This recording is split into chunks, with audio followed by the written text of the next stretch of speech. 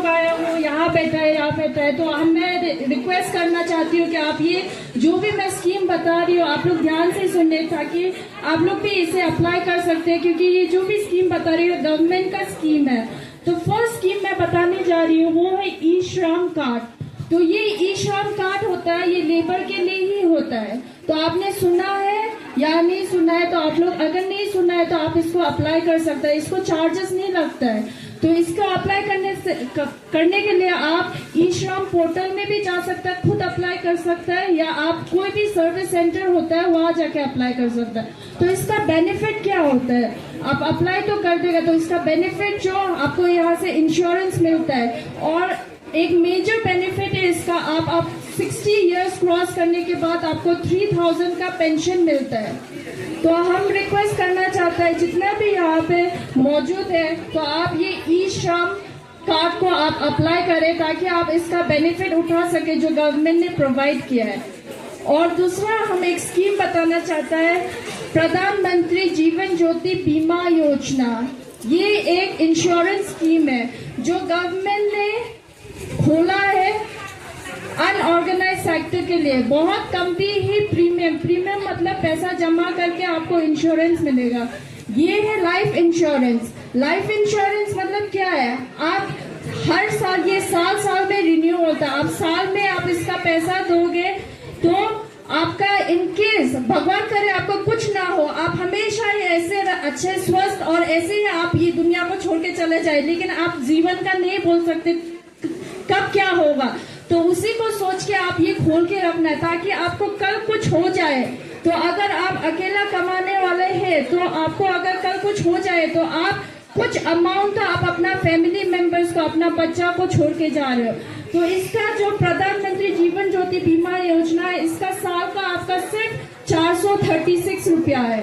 तो आपको साल में ये देना है और आपको बैंक जाके देना नहीं पड़ता, ये खुद से खुद बैंक से डेबिट, ऑटो डेबिट हो जाता है। और इसका क्या कवर करता है बोलने से, इसका डेथ, नेचुरल डेथ, अगर आपका नेचुरली डेथ हो गया, आप बीमार होकर डेथ हो गया, तो आपका नॉमिनी को 2 लाख रुपीस मिलता है। तो ये बहुत ही अच्छा एक स्कीम है जहाँ पे आपको खाली 436 रुपीस देना पड़ता है।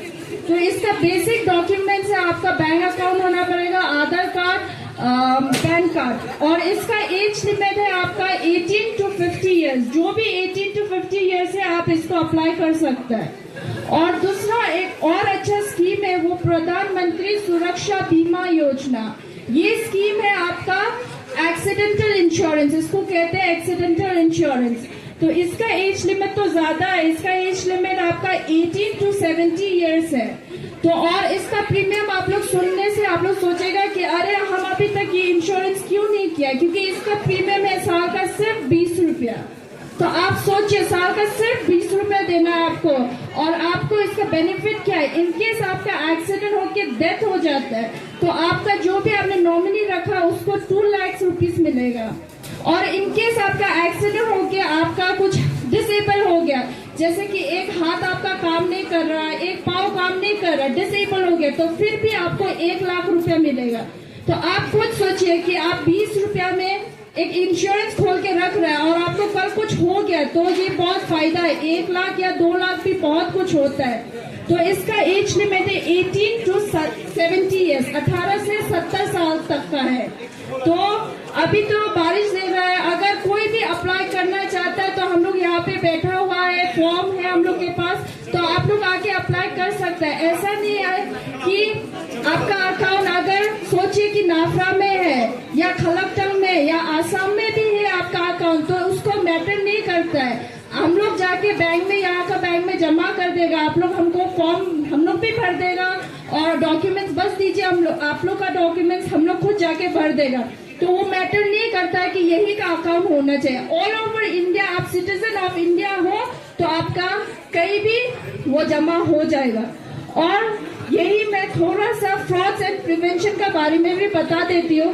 फ्रॉड्स मतलब धोखाबाजी, आजकल बहुत धोखाबाजी चल रहा है, तो आप लोग बहुत धोखाबाजी सुना भी होगा, बहुत किस्म का धोखाबाजी होता है। तो आप लोग को सबको मालूम है कि कभी भी अपना OTP हो गया, बैंक पासबुक डिटेल्स हो गया, ये सब शेयर नहीं करना है। फिर आपका आ गया फिशिंग कॉल्स बोल के आता है, जहाँ पे आपको फोन करके बोला जाता है कि इतना इतना रुपया आप जीता है। आपको सोचिए, आप बोलता है कि हम कौन बनेगा करोड़पति से बोल रहे हैं, तो आप इतना रुपया 20 लाख रुपया जीत गया, बस आपको 5,000 देना है। तो क्या होता है कि हम लोग तो थोड़ा सा जानने वाला इंसान तो समझ जाता है, लेकिन थोड़ा सा जिसके पास पैसा का कमी होता है या जो बस्ती में बैठता है तो सोचता है कि चलो 2 लाख मिल रहा है तो 500 रुपया देने में क्या जाता है, तो वही भूल करके हम लोग वो दे देता है। ऐसा नहीं करना है।